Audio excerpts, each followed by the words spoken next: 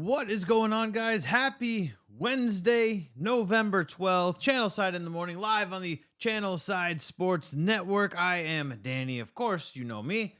Let me try to adjust the little camera here. Oh, man. Just your NFL trade deadline came and went yesterday. So, obviously, we're going to talk a lot about that.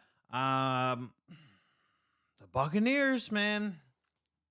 Buccaneers sat idle. They sat on their hands. We'll try to figure out what the hell that actually means, if that means anything.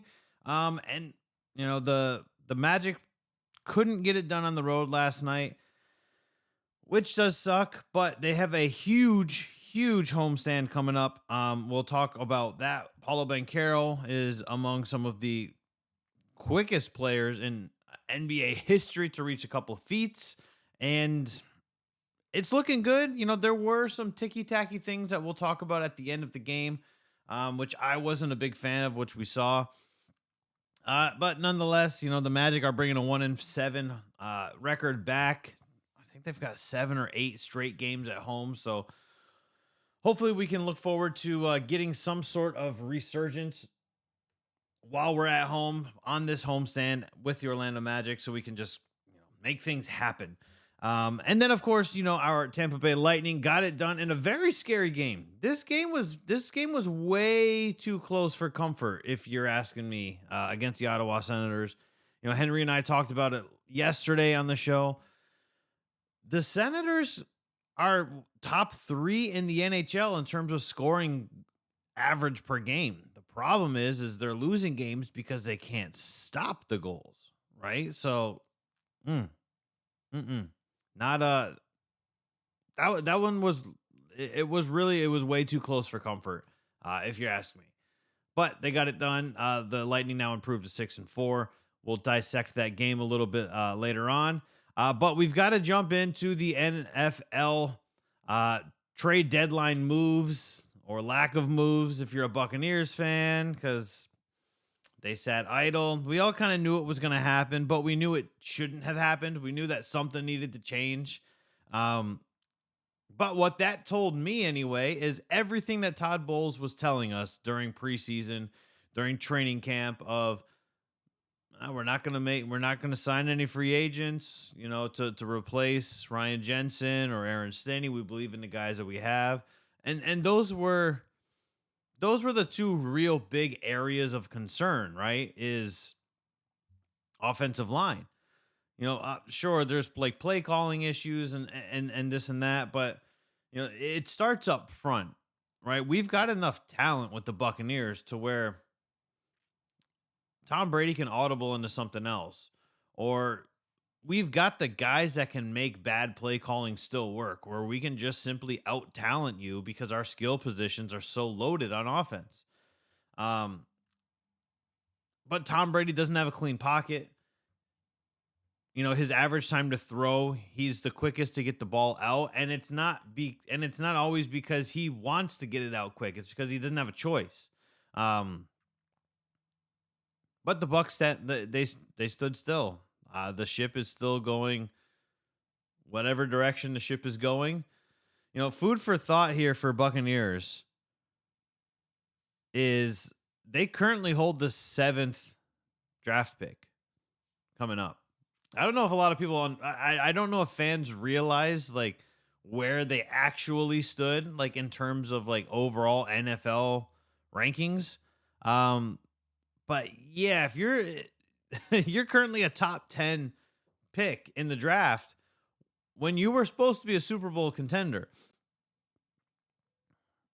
which, okay, maybe. And you guys know, I like to, kind of segue off and like dive deep into different things. My thought, and starting to think then, is like, well, maybe the Buccaneers are tanking. Maybe they are trying to get a top 10 pick so they can pair that with somebody else and trade up in the draft and go after a CJ Stroud or a Bryce Young, because we know Brady's gone. And if he's not gone,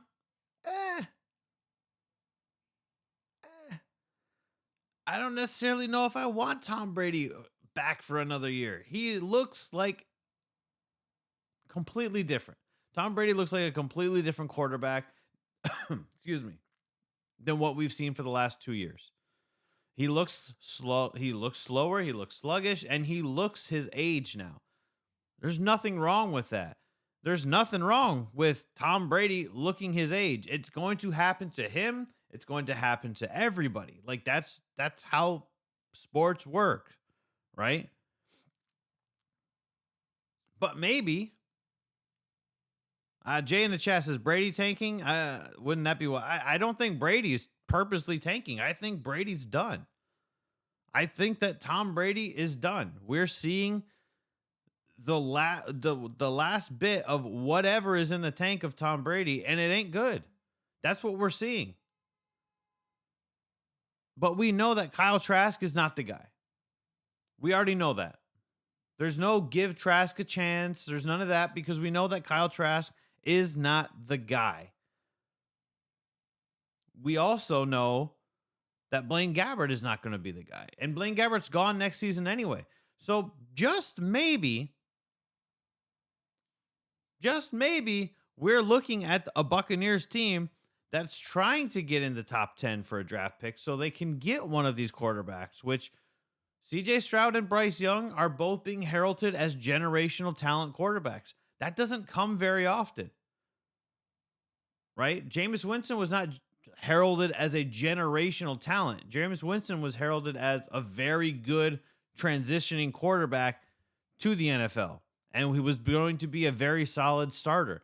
Jameis Winston did what Jameis Winston could do. Whether you love him or you hate him, completely fine, but we knew what we were getting with Jameis Winston, and what we saw on the field was exactly what we expected to get from him. A lot of yards, some questionable plays, and some great plays all at the same time. Like, this is what we expected to see from Jameis. But the Buccaneers still stood still. While other teams, the Atlanta Falcons, they sent a conditional 7th round pick to Kansas City to get Rashad Fenton and shore up that defense. He's going to help them insurmountably in the passing game. Which, by the way, let me rephrase this. The number 1 overall in the NFC South Atlanta Falcons sent a conditional 7th round pick to the Kansas City Chiefs. They addressed the need, right? They're going to get Cordero Patterson back. So they didn't need to get, Tyler Algier has been doing just fine. Kyle Pitts is one of the better tight ends in the league, and Marcus Mariota is proving to be serviceable. And they still have Desmond Riddler sitting in the waiting, who is should be anyway, a pretty decent quarterback in the NFL. The Buffalo Bills continue to get rich. They added Dean Marlowe and Nyheim Hines. Nyheim Hines is a much better pass catcher than both Devin Singletary and Zach Moss combined. So it'll be interesting to see how they implement him into their offense. And we do know that they still struggle to run the ball, right? Like, we can't use that last game against Green Bay as any indication that Buffalo has learned how to run the football. We just simply, we can't. Right, that's not indicative of what the Buffalo Bills offense is. Josh Allen is their quarterback and their starting running back. For all of the clowning that people do on Jameis Winston, Josh Allen is literally identical in the identical situation that Jameis Winston is. For Josh Allen, he's got Gabriel Davis, he's got Dawson Knox, he's got Stephon Diggs, who's one of the top 3-4 wide receivers in the NFL. Lamar Jackson, he's got Rashad Bateman. Not sure about him yet. He's got Devin Duvernay. Probably not going to be the guy, but he does have Mark Andrews. But that's all he has. He has a tight end. I guess he has Deshaun Jackson now, which we all know that Deshaun Jackson is going to be good for like 2 or 3 really deep bomb passes to where you're like, man, this guy still got it. And then he gets hurt, which is, it's an unfortunate, but hey, it is what it is. The Jags traded for Calvin Ridley, and it was like a plethora of conditions for them to acquire Ridley. And I don't have the specifics because it was like ridiculously long. Their pick turns into like a 4th rounder. To the Falcons pick will turn into like a 4th rounder if he plays this year, a third rounder if he plays next year, first or second rounder if he like breaks an all-time playing record for like the amount of games he's played or something crazy like that. But great trade for both teams, right? It was a great trade for both of the teams. We know that the Falcons are rebuilding, and we know that the Jags are building around Trevor Lawrence. They've already got Trevor Lawrence. They've already got Travis Etienne Jr., who's going to be an absolute beast in the NFL. They've already got Christian Kirk. They got Evan Ingram, who, since he left New York, seems to be doing just fine health-wise. He's able to stay on the field. Marvin Jones Jr. somehow continues to still find the fountain of youth, and he's still a very serviceable wide receiver. But he's also a great veteran leader for all of these young players that the Jacksonville Jaguars have. So adding Calvin Ridley to that offense, that's going to be a very potent offense, especially with Doug Peterson calling the shots down there in Jacksonville. Or I should say up there in Jacksonville. William Jackson III finally got his wish. He is no longer part of the Washington Commanders. He went to the Pittsburgh Steelers. Look, he signed what in last offseason, not the 2021 offseason. And it just didn't work out. You know, and we're seeing that more and more because Dan Snyder's not a good owner. Right? Dan Snyder is not a good football owner. He's probably not a good boss to work for, especially if you're a female, from everything that we've heard about what is allowed to happen inside the Washington Commanders front office. And they're just always the team, for some reason, they've got great players. Terry McLaurin's great. Antonio Gibson is a very good running back. Heineke, right? I think Heineke is a good quarterback. But the team's always in disarray. Montez Sweat, Chase Young, like you can name so many good players, but the team is always kind of just in disarray. And I think it definitely starts with the ownership and goes down. So happy that William Jackson got out of there. Happy he went to an organization like the Steelers, which, you know, covets players, which is nice. Chase Claypool goes from the Steelers to the Chicago Bears. That's a huge move because he's going to be a team-friendly contract, and he can realistically emerge as that wide receiver one that the Bears are currently looking for. Like, we know Darnell Mooney's not quite there. He's not quite there, but he's also there's just something about Darnell Mooney that's not really hitting for me where it's like, okay, yeah, he's the guy. You know, David Montgomery, elite running back. Justin Fields developing into a very good NFL quarterback. Now you've got your wide receiver one with Chase Claypool. You know, Chase Claypool, I joked about this yesterday on Twitter when he got traded. Remember when Chase Claypool said that he was a top 3 wide receiver in the NFL?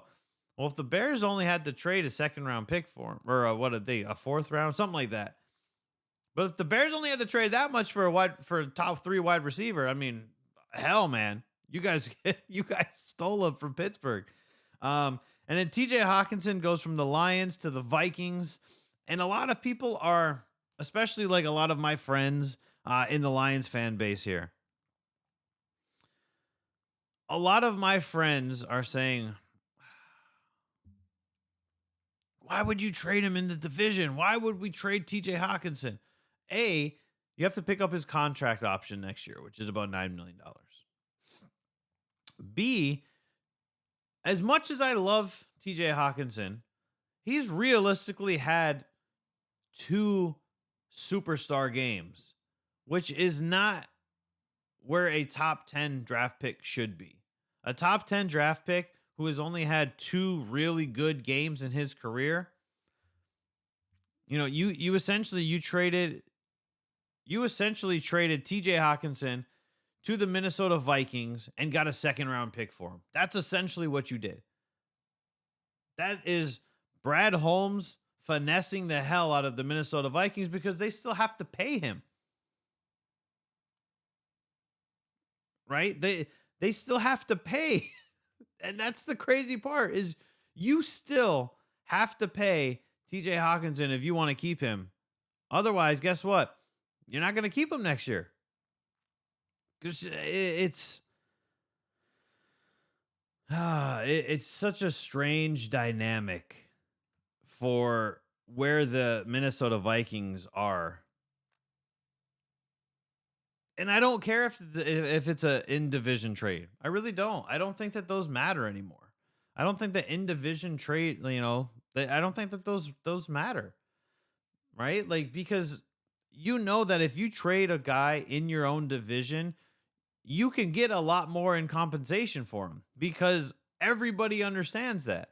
If I'm trading to a division rival and you want this guy and you're in my division, you're going to have to pay more than let's say the Pittsburgh Steelers, right? So if you call me, if I'm Jason Light and you called me and, and the Falcons called me and said, "Hey, we're interested in Leonard Fournette."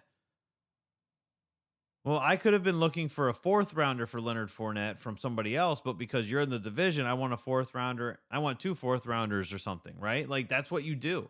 I want a third rounder I want a third and a fifth for Fournette. Well, we heard the Eagles were offering you a fourth and you're considering it, right? But they're not in our division. Like that's why I'm okay with that. But obviously the win of the day at the trade deadline is going to be the Miami Dolphins. I got Jeff Wilson Jr. from the 49ers, and they got Bradley Chubb. And they basically addressed all of the issues that they had. Right? They shipped out Chase Edmonds to Denver as part of that Bradley Chubb deal, who lost his starting spot essentially to Raheem Mostert, who has found a resurgence of health in Miami, which is great.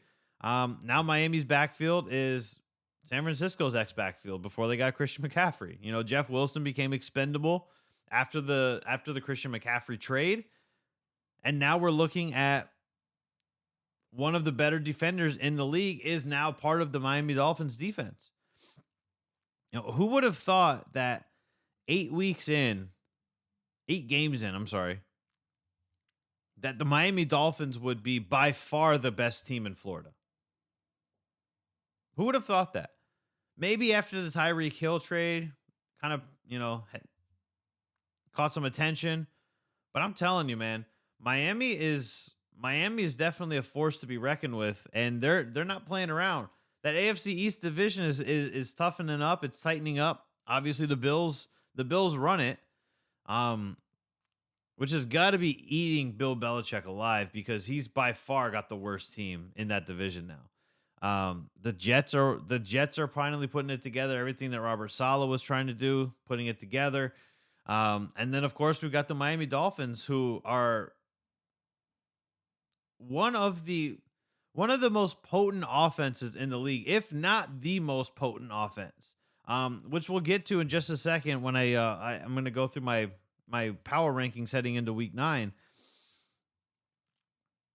But man, I wanted to see the Bucs just do something, even if it was something small, right? Like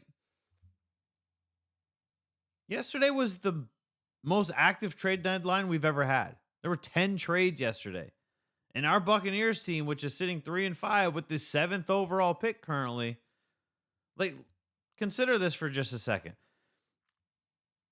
Whether you think the Detroit Lions or the Houston Texans are the worst team in the NFL it's interchangeable for this argument, right?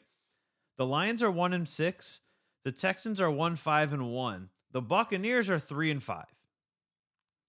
The Buccaneers have only won 2 more games than the Detroit Lions, who are in the second year of a complete rebuild after sending away Matthew Stafford, hiring a new coach, hiring all of this.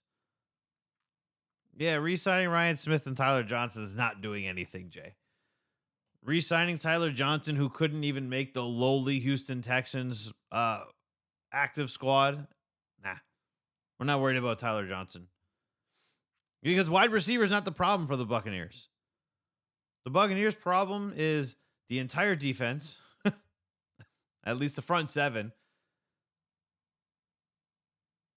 And yeah, and Tom Brady and the play calling, right? Like that's the problem for the Buccaneers. That's the problem for the Buccaneers. You've already got Mike Evans and Chris Godwin. It doesn't matter who else is around them. You've got one of the best wide receiving duos in the NFL. Whoever's behind them is irrelevant. And they're just going to solely be products of Mike Evans and Chris Godwin being out there. Julio Jones included. Russell Gage included. All of those guys included in that statement. I had somebody send a comment to me about the Warren Sapp quote that we put out, where he was dissecting the film and said, I would ask for the C patch off your chest. And they're like, well, clearly he doesn't know football because Devin White is one of the best linebackers in the NFL. So me being the statistical guy, what I started doing is I started crunching numbers. I went through ESPN. I went through Pro Football Reference. I went through Football Database. I went through PFF and compiled a bunch of the numbers. And Devin White is the 144th ranked running linebacker in the entire NFL. And this is snap count disregarded because that would have just taken me way too long to do it. Yeah. Ranked 144 out of all linebackers that have played at least one snap this season. 144th ranked. Devin White misses a tackle every 13.4% of opportunities that he gets. So at a clip, he's missing nearly he's missing nearly 15% of his tackles. Devin White is not one of the best linebackers in the NFL. For his contract, he's definitely one of the most overrated and most overpaid linebackers in the NFL. And if he does not change his attitude and stop talking about we imposed our will on a team we beat by 6 points and we got bored out there, I too would ask for that C patch off of his chest because that's not what we need from our leadership. Now it's starting to become more clear when we're watching film when they say leaders need to lead. Now it's really more clear who they're talking about when we hear leaders need to lead. Although it is weird when we hear Devin White say leaders need to lead. Look in the mirror. You're a leader. You got the C patch. If you're tired, you raise your hand, you get the hell off the field. You don't just stand there and not actually play it down. You don't take plays off in this league. But I digress. Oh, boy. Before we get into our NFL power rankings, we're going to go to break real quick. When we come back, NFL Week 9 power rankings. I can't wait to see what you guys think about this one. Listen up, sports fans. Your favorite sportsbook, BetUS.com, is back for our 28th year of NFL action. With the industry's biggest sign-up bonus of up to 200%, BetUS offers our members the opportunity to cash in on all your favorite sports, including NFL, NBA, MLB, and more. We've also got hundreds of new casino games, including the coolest new European slots, and our live dealers are waiting for you at the tables. Sign up at BetUS.com today to get into the action. BetUS, where the game begins.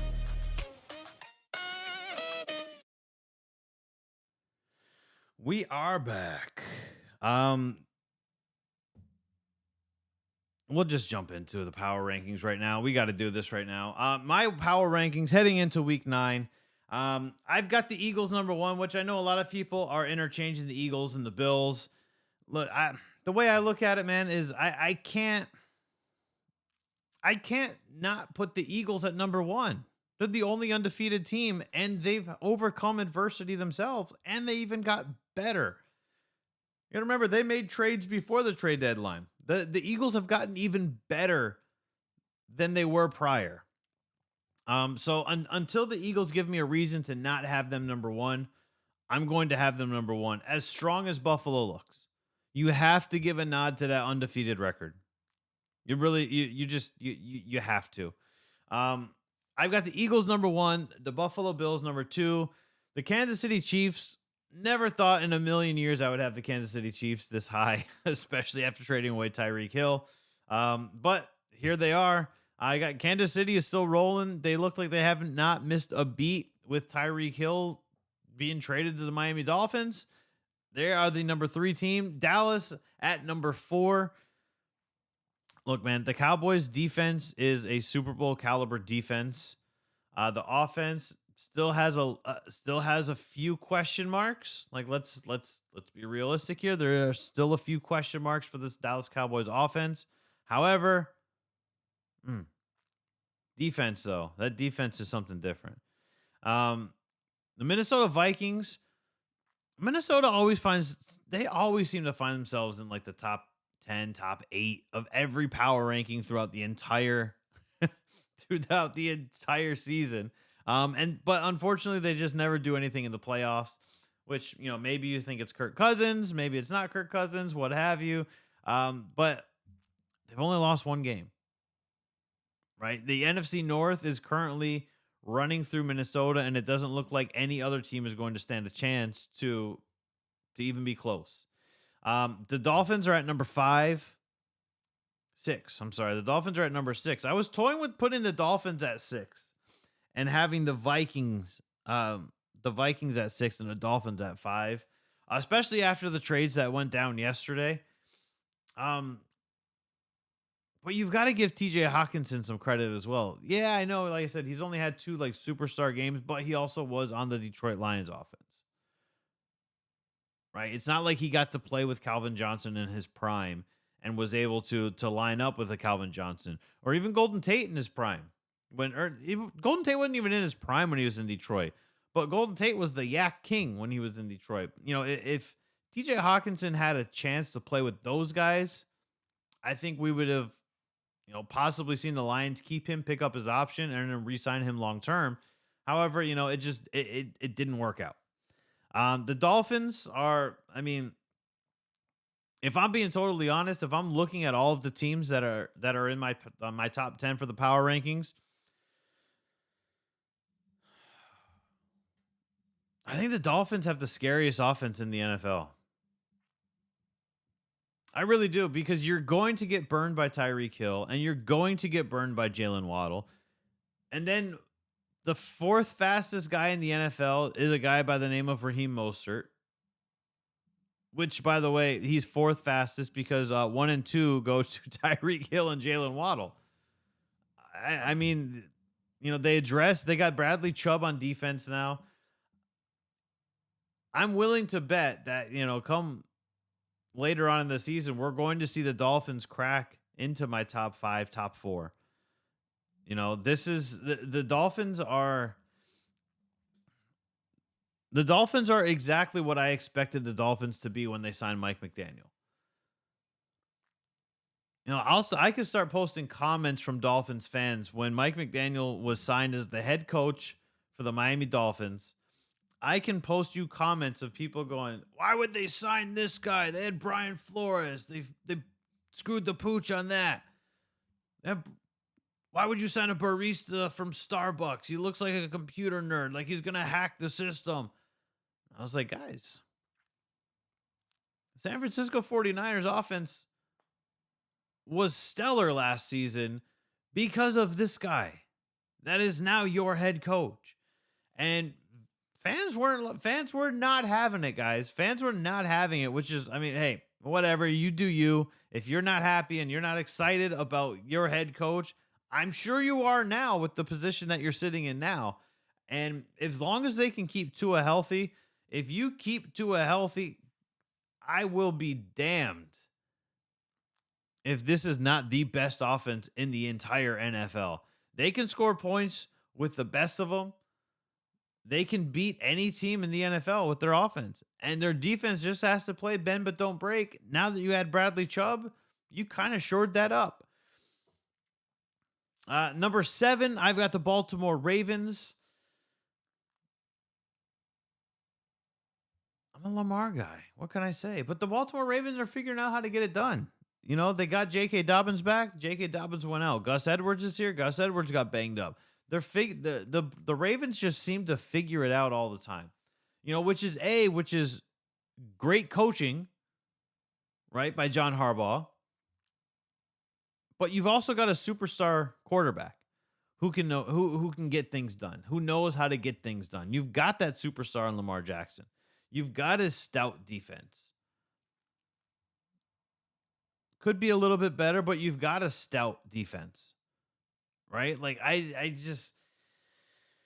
they need to get, I don't know why we've been saying this forever. Baltimore needs to spend money and get a wide receiver. There's not a free agent wide receiver that has refused to go, despite what internet narratives will tell you. There's There's not a superstar wide receiver that has not been interested to come to Baltimore because Baltimore's not reaching out to them because they're not wanting to spend money at wide receiver.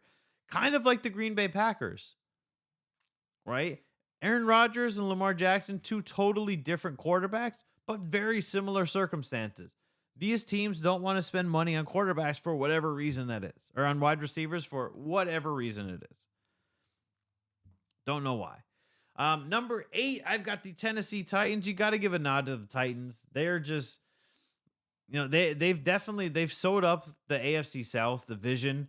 Derrick Henry is back. Looks like he's back to full form. Malik Willis didn't look too terrible either. They lost AJ Brown in the offseason before the draft, sure. But they did get Robert Woods. Julio was a non-factor in Tennessee. He just couldn't stay healthy. But Tennessee figures out a way to get it done. Mike Vrabel's doing a very good job over there with the Titans and figuring it out despite not having solid answers at quarterback, not having solid answers at wide receiver. But they're figuring out how to get it done. And we saw it last year too. Derrick Henry was down and this team was supposed to crumble, but they finished with the best record in the AFC. Not just their own division, but the entire AFC. They finished with the best record. And you have to be appreciative of that if you're a fan of the game. Brian Daboll's New York Giants at number 9. Who would have thought the Giants would have seen such a resurgence so quickly? And that's impressive to me. As a guy who likes to watch some of these teams, right? Like I grew up as a Lions fan. The Lions have never properly rebuilt. They've never really done like a rebuild, right? They'll fire a coach, they'll hire a coach, and they'll plug and play a couple of guys, but they've never really done like a full rebuild. They are now, right? But I like to watch other teams that were once prominent, like the New York Giants. Can't say that the Giants weren't prominent. Eli's got 2 chips. Can't say that they weren't prominent. But watching a team kind of fall from grace and then just signing the right coach, and look at what Brian Daboll has done for this team. This team is it's a completely revitalized team. They still can't keep anybody healthy at wide receiver. Daniel Jones is still a questionable quarterback. Their defense still has some question marks. Saquon Barkley is back to form, and the Titans and the Giants, for all intents and purposes, are clones of each other in opposite conferences. They are clones of each other, where you're not really sure outside of your running back where you're going to go. I hope for the Giants' sake that they can keep Saquon. This is the last year of his contract. He's a free agent in the offseason. So maybe he re-signs with the Giants. Maybe not. But I feel like if I'm Saquon, I need to see you guys sign somebody else. Somebody else that is going to entice me to want to stay. It could be. I don't think Daniel Jones is the guy that's going to get you to a Super Bowl. I don't see it. But we'll see. And then rounding out the top 10, I've got the San Francisco 49ers. That could change as well now that they've got Christian McCaffrey there. He seems like he has found at least for this last week and the half a game that he's played, he seems like he has found a revitalization is there as well. I mean, he had the trifecta of touchdowns last week. He ran one, caught one, and threw one. And he's perfect. He's a perfect Swiss Army knife for Kyle Shanahan's offense, which makes it even more scary because now you've got Deebo Samuel and you've got Christian McCaffrey that can kind of do all 3 things, which is very scary. And then not to mention the San Francisco 49ers defense is one of the best in the league. I think it's top 3 in the league. They were number 1, but they dropped. But look at the 49ers, man. 49ers are making moves. They're cleaning they're cleaning house.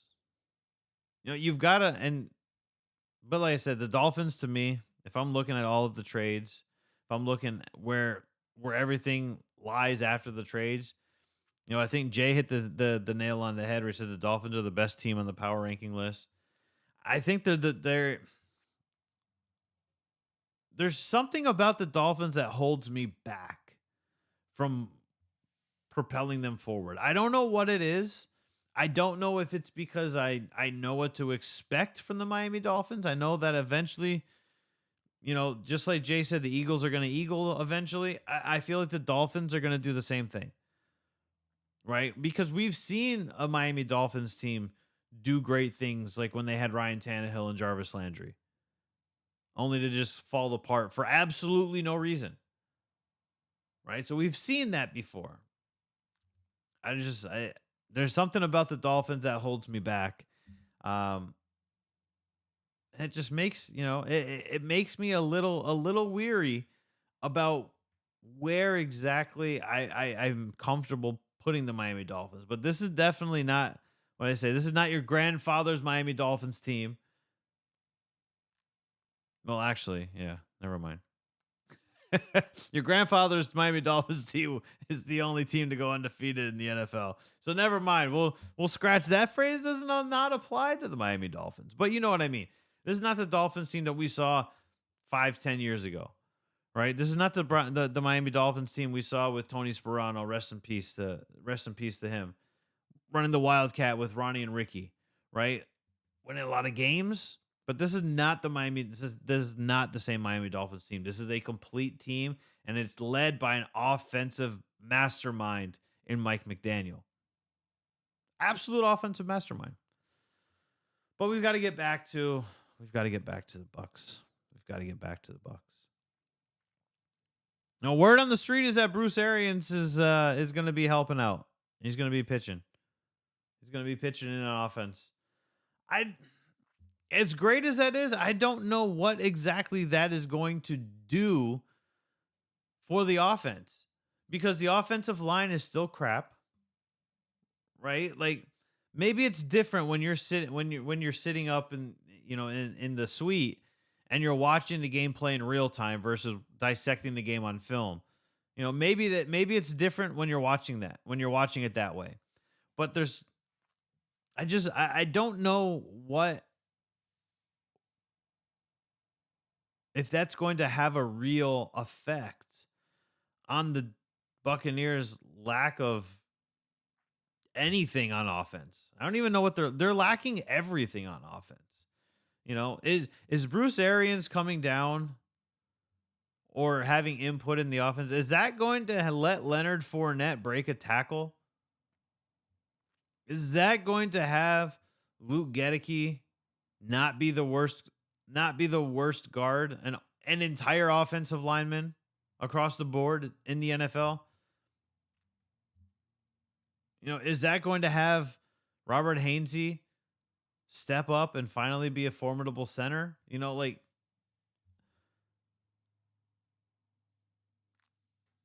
I believe me, I'm a Bruce Arians guy. I wish Bruce Arians was still the head coach of the Buccaneers. I think that if Bruce Arians is the head coach of the Buccaneers, we're probably looking at like a 6-2 team versus a 3-5 team. Very, very much like watching what Brian Daboll did with the New York Giants. Right? I think that, I don't know. We need to see, I need to see something, right? And hopefully, yeah, and hopefully just seeing Bruce Arians driving around in his golf cart at practice every day is enough. Hopefully that's enough to get these guys amped up, to put these egos in check, because that's the problem that we're having. Is we've got an ego problem on the Buccaneers, and we've got a head coach that has no idea how to control that. And it's playing out in the field. And we're looking at a 3-5 team that should have not been a 3-5 team, right? It's absolutely bananas to me. If you go to betus.com, use the promo code Channelside to sign up and open up a new account, you are going to get 125% bonus for any amount that you deposit. That's right. I said any amount that you deposit. betus.com. Been trusted for nearly 3 decades. If you like the line on the Bucks and Rams, I know Jay asked about it earlier. If you like the line on that, go throw down some money. Hop over to betus.com. Tell them Channelside Sports sent you. Maybe make some money. Remember, tip your bartender, guys. Tip your bartender. Um, I know Jay in the chat earlier asked if there was a fantasy question. Let me see if I can scroll back here. Brady versus the Rams or Herbert versus the Falcons. I mean, I'm taking Herbert. I'm taking Herbert over against the Falcons because the Rams defense is better than the Falcons defense. And we know how much the Chargers offense runs through Austin Eckler. And Austin Eckler is usually not scoring touchdowns while running the ball. Austin Eckler is usually scoring touchdowns with screen passes or shovel passes. All of that will get you touchdown credits in fantasy football for Justin Herbert. I don't think that we're going to see a high scoring game between the Rams and the Buccaneers because the Rams have a whole hell of a lot of questions on offense as well. And Cooper Kupp, we'll see, when the injury report comes out today, we'll see exactly where Cooper Kupp stands. I'm assuming he's going to log a DNP as they, try to protect that ankle heading into Sunday afternoon's game. And we'll just have to see what happens. But, Matthew Stafford is having one of those down years that, growing up in Detroit, Matthew Stafford's going to have those years from time to time. He's going to have a 5,000-yard season where you're like, my gosh, this guy's the greatest quarterback in the league. I'll fight anybody. I'll die in this hill. He's the greatest quarterback in the league. And then he's going to have some others like, oh God. All right. And you know what? On the opposite side of the spectrum, Jay in the YouTube chat says, I see a high scoring game because both of their defenses are bad. The Rams' rushing defense is bad. Their passing defense isn't that bad. Our running offense is atrocious, and our passing offense is not that bad.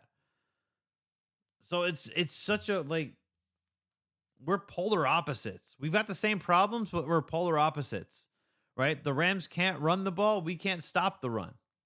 The Rams can pass the ball very well, but we can stop the pass. We can't run the ball. They can stop the run. We can pass the ball, but they can stop the pass. So I've never seen this is going to sound really weird, but I've never seen a better matchup of underachieving teams than I'm going to see between the Rams and the Buccaneers Sunday afternoon. I think that's the best way that I could sum this game up. Two teams underachieving like crazy, right? These are two teams that should definitely not be in the positions that they are in, but they're in there for some reason. I don't think they have ego problems in Los Angeles. I just think they have execution problems. We've got execution problems. We've got ego problems. We've got choice D, man. We've got all of the above. When we're looking at where the Bucs are, we've got all of the above. We've got all nothing but problems. Nothing but problems. Who does not have problems with the Tampa Bay Lightning? It was, if you watch the end of this game, that third period should have had you on the edge of your seat. The Lightning won 4-3 over the Ottawa Senators. In terms of shots, the Bolts shot 34 times at net. The Senators only shot 15, but 3 of those 15 went in. Those are pretty damn good odds. The Senators coming in were averaging 3.43 points per game, or goals per game, I should say.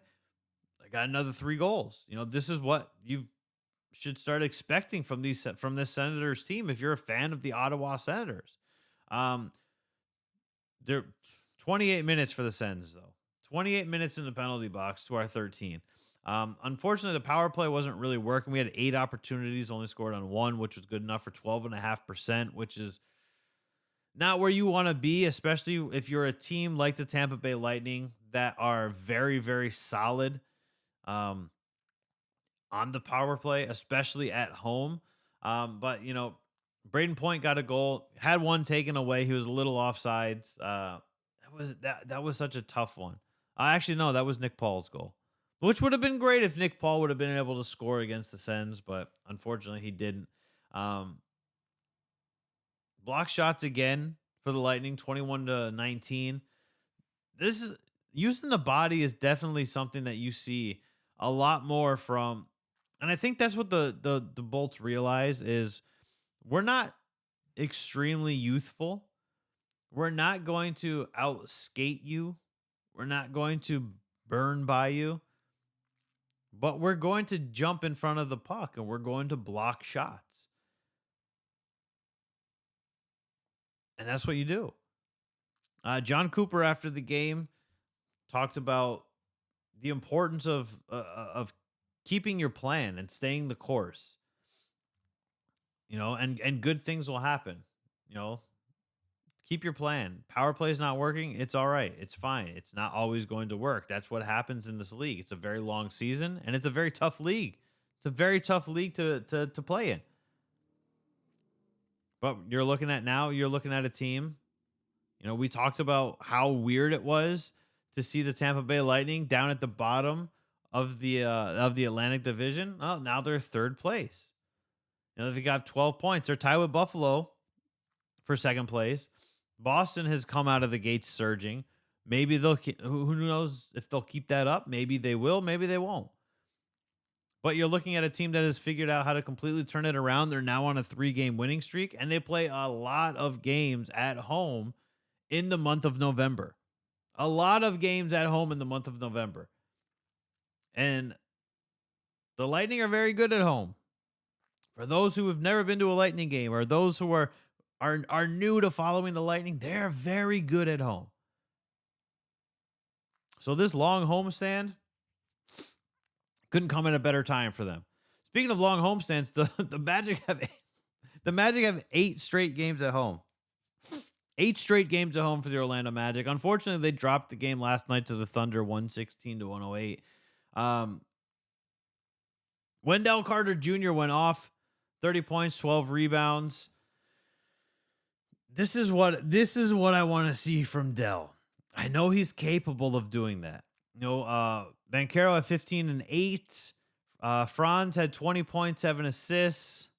Only 1 rebound, which was odd, but Bull is starting to come on. Bull, 13 points, 12 boards. He had that nice rebound behind the back pass. He's figuring it out. Jalen Suggs really struggled last night. Was 3 of 14 from the floor. It was minus 17 when he was on the court. So it wasn't working out for him. Was not working for him. And I know, fans on Twitter and fans on Facebook and social media in general are kind of giving him a hard time, but we've got to remember he's a young guy. We've got to remember that he's a young guy. Franz going 1 of 5 from 3, not a fan of.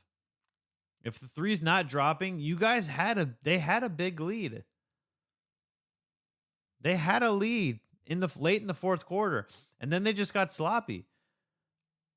Franz decided he didn't want to shoot the ball anymore. Banchero got a little sloppy as well. I mean, Banchero was looking a lot like Giannis, where he was just kind of uncontrolled while he was driving the lane. And I get it. You're a rookie. You're trying to make something happen. But you needed to slow it down, right? Pro wrestling fans will get the old adage that Dusty Rhodes used to say: when you're in the ring and you feel like you're going too slow, slow down.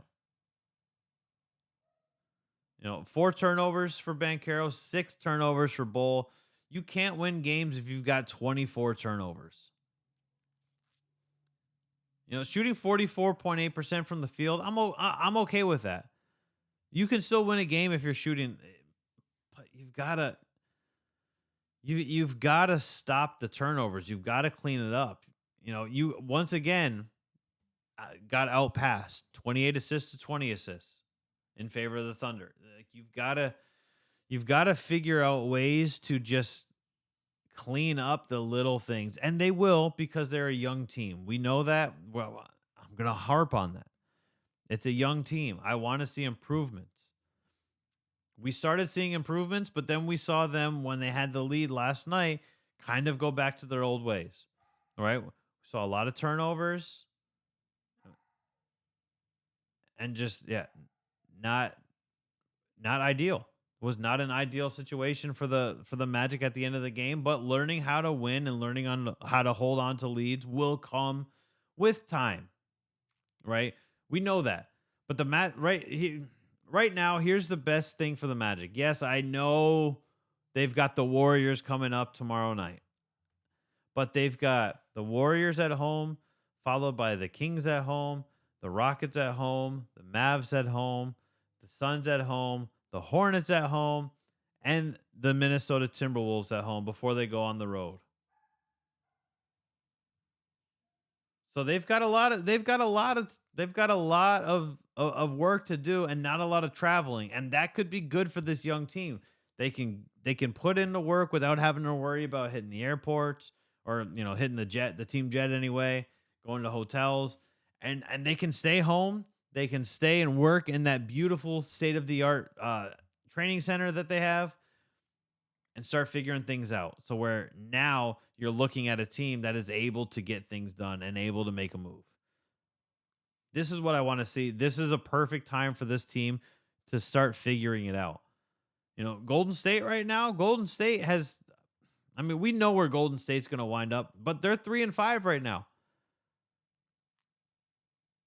They beat the Heat 123 to 110. Then they lost to the Hornets. They lost to the Pistons. They lost to the Heat. And now we'll see what happens when they take over Amway Center on Thursday. And we'll see if the Magic can be another one of those teams to knock off the Warriors early in the season.